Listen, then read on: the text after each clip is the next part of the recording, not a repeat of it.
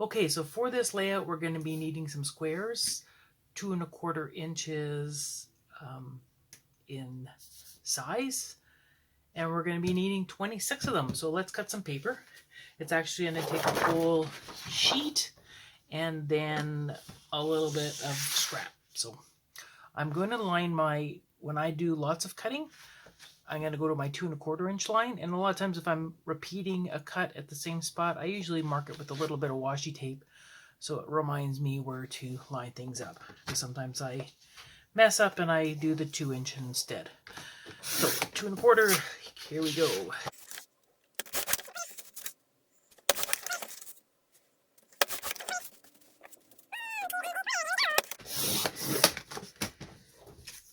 Have this little piece extra I can use for a border. And once you have them all done, you can stack them and cut them in the other direction. I'm going to go with 3 and a 2. So then we go again.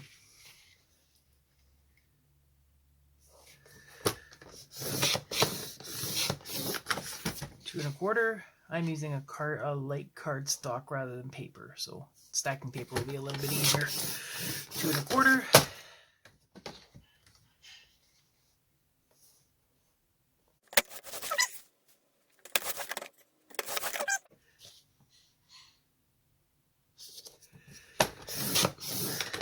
2¼ bit of waste. Go this one. I'm gonna double again. 4½, doubled again to 2¼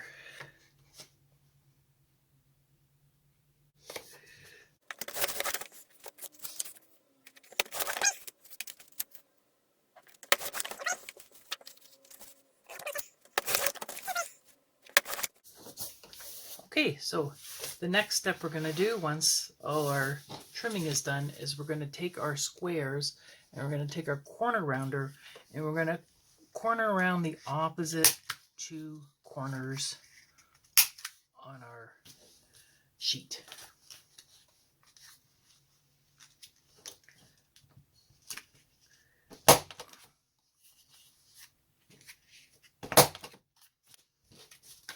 And we'll go through that whole procedure again. Let me speed it up.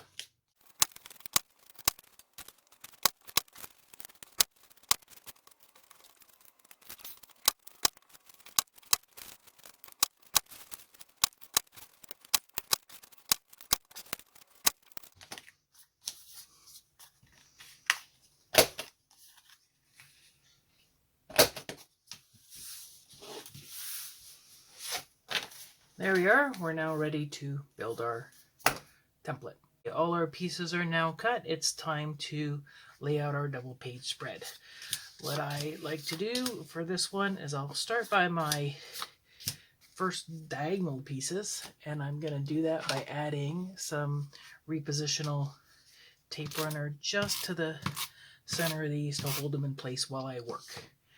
You're going to be working, this is nice using your 0 center ruler, is we're going to place our first and last one at 1/4 inches away from the edge of our spine, and it's up a little bit from the bottom. There's number 1. I'll go on this side as well.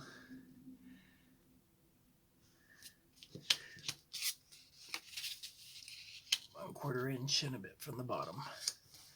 I'll give you my 2 base ones, and then I'm going to work out from my points.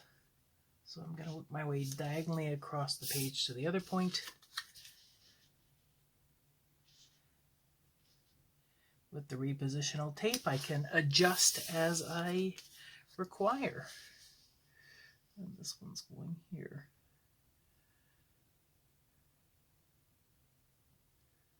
There and there. This one's a little rotated and a little too close. You're up a bit.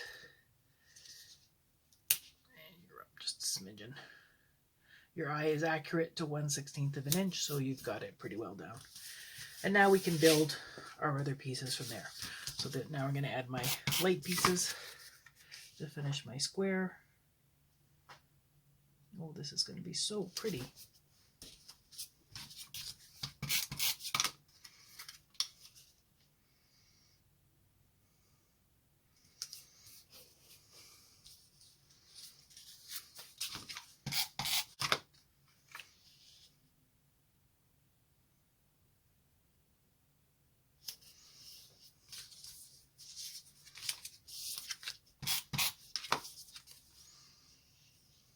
Nice thing about the repositional tape is if you put the adhesive on the wrong side, you can always take it off and go again.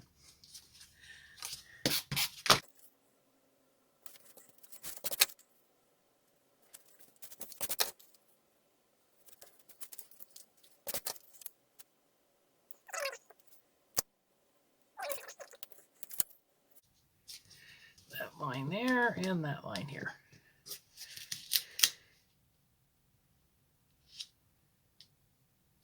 So there's page 1. I'll go ahead and finish the second page and show you how I added some photos. Okay, so this is your completed grid layout.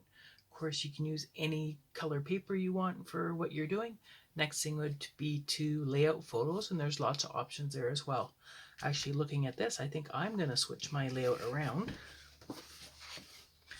this way to lay out my photos. And then over here, I think I'm going to place